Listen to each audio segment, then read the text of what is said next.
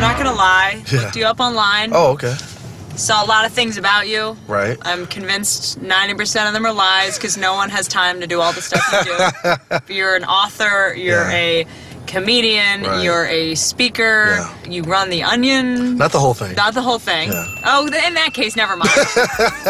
Well, I try to summarize it: comedy, politics, and tech. There you go. I really love all three of those things in about equal measure, and I love mixing them. What's your Twitter handle? I got to tell people I'm with you. It's just Whitney Cummings. All right, there it is. They're going to think I'm a porn star. They're going to think you're We're making a rap video. Why is he in a Lexus with a porn star? What's going on? Because that's called success. That's it. Oh. Oh, that man. would not look good for the promo. Can I tell you something? This car is so easy to handle. I've almost hit people like 6 times. It's good for New York City when people are just suicidally jumping out in front of you every 5 minutes. Okay, so you're from D.C., you lived in Boston, now you live in New York. Why New York? Why did you decide? New York City? Yeah. So I came here after doing the New York Underground Comedy Festival. Oh, yeah. In 2006. And I actually did a show at Gotham, and someone from Comedy Central One of my favorite clubs. said, so do you live in New York yet? And she said it in such an obviously, like, duh kind of way. Yeah. And it was the most profound, like, understated sentence in my comedy career at that time. Within 2 weeks of moving here, I heard about this job at The Onion. They were looking for a politics editor. And I was like, oh, they're looking for me. I was a news junkie from a kid. I loved NPR. And so the things I talked about were from the headlines, and that was very natural. I did a newspaper in college, and I started writing my own summary of news for my friends via email. Yeah, it's embarrassing. And then those started to become really satirical. You guys do this at The Onion is so cool. The way that you connect with people is through comedy. Yeah. And to use humor. I mean, it's Jon Stewart. You know, not in an evil way, and but engaging. it's certainly, I mean, people, when they laugh, like, that is one of the most vulnerable emotional acts. You're physically opening your body. Yeah. And so then you can drop in all sorts of dangerous ideas. Yes. When they're listening. I mean, you can't get the same points across in a straight lecture. People would just walk out and be very bored or mad at you.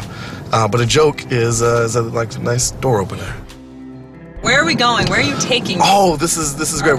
We're going to real New York for your next campaign. We're going to Brooklyn. We're going to Fort Greene, my new home. I've lived there for a year. Yeah? Big fan. What made you move out to Fort Greene? It's attitude. It's got a nice attitude. My neighborhood in particular, Fort Greene, it's really diverse, which is nice. My neighborhood is very Islamic on one corner, but also very close to an Orthodox Jewish part of town. That's so cool. You'll ride on a train with, like, Muslims and Jews, and they're not fighting. Yeah. You know? They're both eating street food. And if they are, it's not because of their background. It's because somebody stepped on somebody. It's because that's what you do on the subway. That's right. You fight. Are people buying hybrids? Are people embracing this?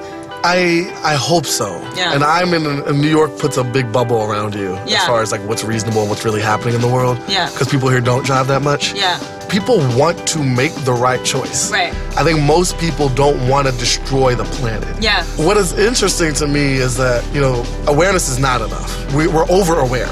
If we really want it to be effective, you can't just be right. No. It has to be cool too. It's not it can't just be right. To drive a Hummer. Like, it's not that's cool. definitely out. Like, you know what I mean? Out. It's like now becoming cool to be responsible. Like you're a jerk. Conscious. Yeah, you're a jerk. You know what I mean? Don't be a jerk.